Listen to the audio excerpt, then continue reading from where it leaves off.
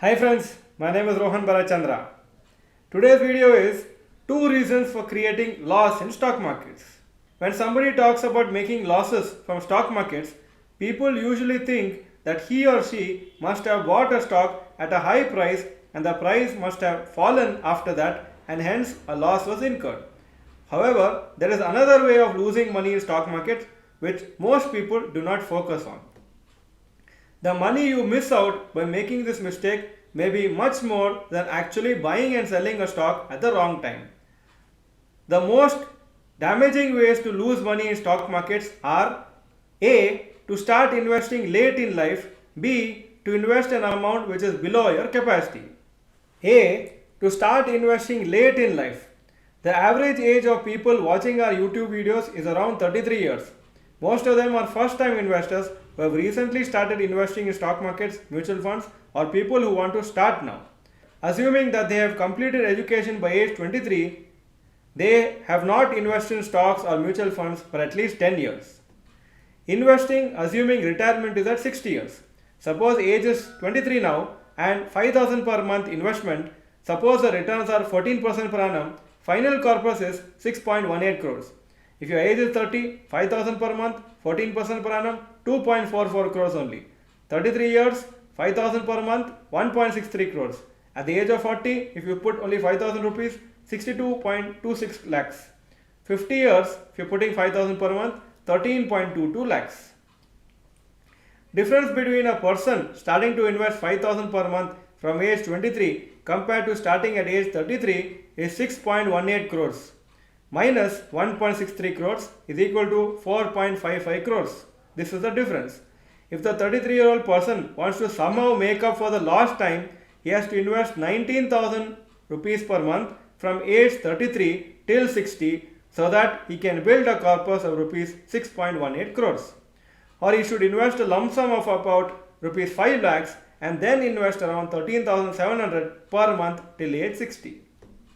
So if you observe, laziness or lack of awareness about compounding and stock markets has imposed a penalty of investing 14,000 additionally per month on the 33-year-old person compared to only 5,000 per month at age 23. The penalty for starting late becomes more if the investors delay investing further. So whatever your age is today, at least take action now and start learning and investing in stock markets as early as possible and as regularly as possible. B. To invest an amount which is below your capacity. We have observed that many people invest in an amount which is below their capacity. For example, if your monthly savings is rupees 15,000, you can easily invest 7,000 per month in stocks or mutual funds and the rest can be invested in other instruments such as post office, PPF, etc. However, many people become stingy when investing in stock market. If their monthly savings is 18,000, they only invest 5,000 per month in stocks or mutual funds. This will be a major reason for regret many years later when you realize that the returns you received from stocks or mutual funds was very good, but the only mistake you made was that you invested a very small amount of money when compared to your actual capacity. Suppose your age is 30 and you invest 5,000 rupees per month, 14% per annum, it is 2.44 crores. But suppose your age is 30 and you have capacity to invest 10,000 per month, you did not invest 10,000, then you invested 5,000, but actually if you invested as per your capacity of 10,000 rupees per month, then it may become 4.88 crores. That means the difference of 5,000 rupees per month is 2.44 crores. Another mistake which most investors make is that they do not increase their investments as their savings increases in life. For example, when their savings was rupees 18,000 per month, they invested 5,000 per month in stocks, but when their savings became 30,000 per month after a few years, they still continued to invest only 8,000 to 10,000 per month in stocks.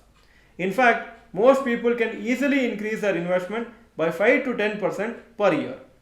So 5,000 per month in the first year, 5% increase in the second year means 5,250 per month, 5% increase on 5,250 in the third year is 5,513 per month and so on.